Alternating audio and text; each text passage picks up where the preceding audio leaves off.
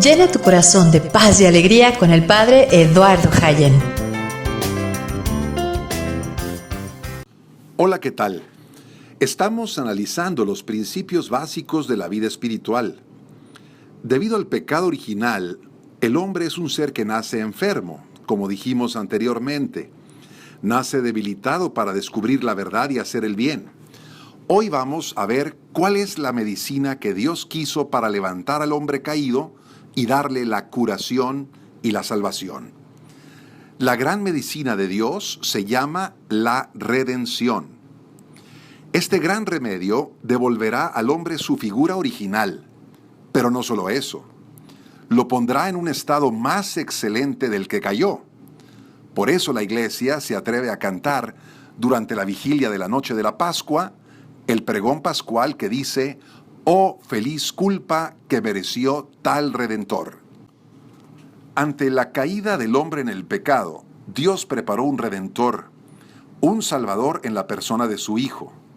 Entregó a su Hijo como cabeza de la humanidad para que pudiera pagar por nuestro pecado y devolvernos la gracia de poder ir al cielo.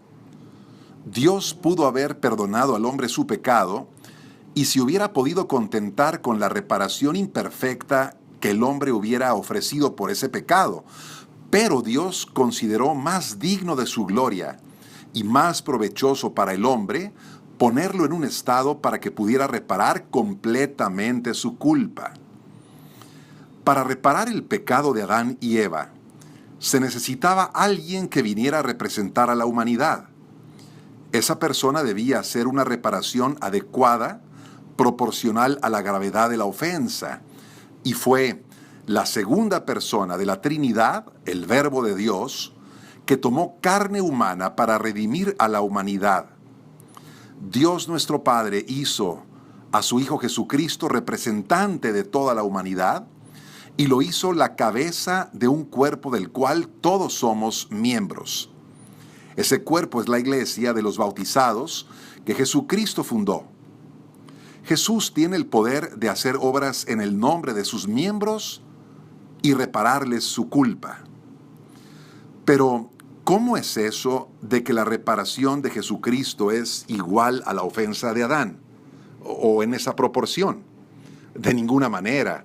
Lo que hizo Jesús es muy superior al pecado que vino a reparar.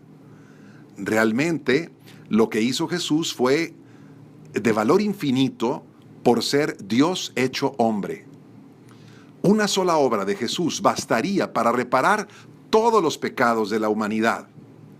Pero quiso subir a la cruz, en su dolorosa pasión, en la cima del Calvario, para entregarse al sacrificio entero de sí mismo. Definitivamente el pecado no es proporcional a lo que hizo Jesús para repararlo. Por eso dice San Pablo: donde abundó el pecado, sobreabundó la gracia. Si Adán pecó por desobediencia y soberbia, Jesús reparó con lo contrario, con obediencia y humildad, solamente por amor, hasta morir en la cruz.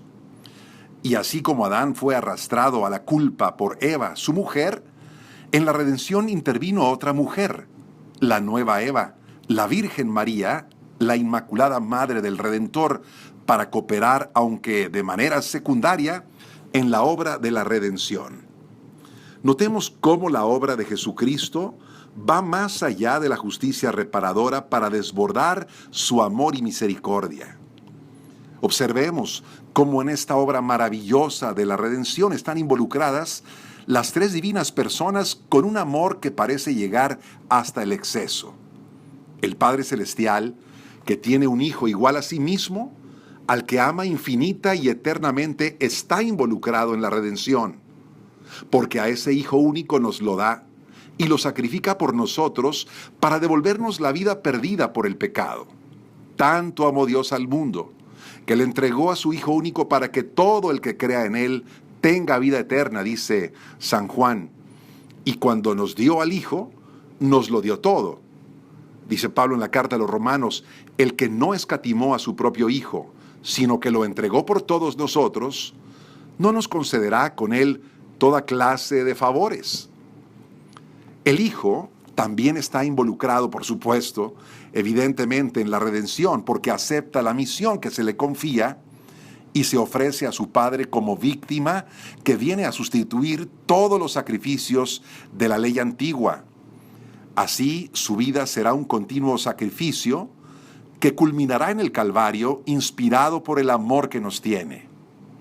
Dice Pablo en su carta a los Efesios: vivan en el amor, a ejemplo de Cristo, que nos amó y se entregó por nosotros como ofrenda y sacrificio agradable a Dios. Y para completar la obra de la redención, nos envía Jesús al Espíritu Santo, la tercera persona de la Trinidad, amor del Padre y del Hijo, para derramar la gracia divina en nuestros corazones y las virtudes, especialmente la caridad, para que podamos gozar de su presencia, sus dones y su persona. Dice Pablo en la carta a los Romanos: y la esperanza no quedará defraudada, porque el amor de Dios ha sido derramado en nuestros corazones por el Espíritu Santo que se nos ha dado. Por eso, la redención es la obra de amor por excelencia en todo el universo. Y por eso los cristianos vemos el crucifijo con tanto amor y con tanta veneración, porque en él resplandece todo el amor de Dios por nosotros. Jesús vino a reparar la ofensa hecha a Dios. Por su redención nos hicimos merecedores de todas las gracias perdidas por el pecado. Pero hay mucho más. Por la redención pudimos recobrar la gracia santificante, las virtudes de la fe, la esperanza, la caridad y los dones del Espíritu Santo. Esta gracia santificante se nos comunica por los sacramentos instituidos por Jesucristo. Los sacramentos son signos que percibimos por los sentidos y que comunican la gracia en los momentos importantes de nuestra vida. Jesús sabe que somos alma y cuerpo y por eso nos dejó estos signos sensibles que son los sacramentos. Pero además nos comunica gracias que llamamos gracias actuales, es decir, gracias que mueven nuestra inteligencia, la voluntad, los propósitos de ser mejores, como por ejemplo cuando leo un libro o escucho una homilía o voy a una conferencia y que me mueve a convertirme a Dios. Esto es lo que se conoce como una gracia actual, una gracia que viene de Dios. Algunos se preguntará por el don de la integridad del que habíamos hablado, el que tenía Adán, ¿no? La ciencia infusa, el dominio de las pasiones y la inmortalidad. ¿Cómo la recuperamos con la redención? Lo hacemos de manera progresiva.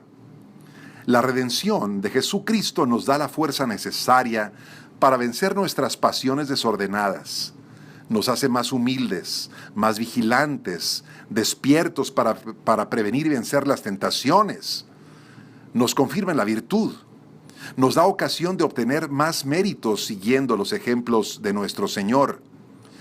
Nos estimula para combatir espiritualmente al enemigo y nos mantiene en el esfuerzo. Y siguiendo a Jesús, disminuye nuestro egoísmo, crece nuestra resistencia al mal y muchos avanzan por el camino espiritual hacia la santidad.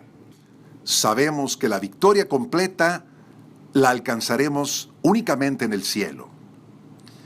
A todas estas ayudas podemos añadir el que tenemos la Iglesia fundada y organizada por Jesucristo para iluminarnos con la verdad y darnos los sacramentos, explicarnos la palabra, darnos los sacramentales y las indulgencias. Por toda esa ayuda que viene de Dios, hemos de dar siempre gracias a Él. ¡Qué maravilla! Tenemos cada uno de nosotros, los bautizados, una cabeza que no es un jefe cualquiera, por más virtuoso que sea. Nuestra cabeza es el Hijo eterno del Padre, el Dios hecho hombre en Jesucristo, único mediador entre Dios y los hombres. Él adora al Padre en su nombre y a nombre de toda la humanidad. Es el sacerdote perfecto que llega a Dios por ser Dios y que se vuelve a sus hermanos, los hombres. Con Él y por Él podemos alcanzar todas las gracias que necesitamos para la vida y la vida de nuestros hermanos. Cuando adoramos, Él adora en nosotros y por nosotros. Cuando pedimos auxilio al cielo, Él acude a nuestras demandas. Gocémonos, pues, con tener a Jesucristo como nuestro Redentor y pongamos en Él toda nuestra confianza. Que tengas muy bonito día. Paz y alegría en tu corazón.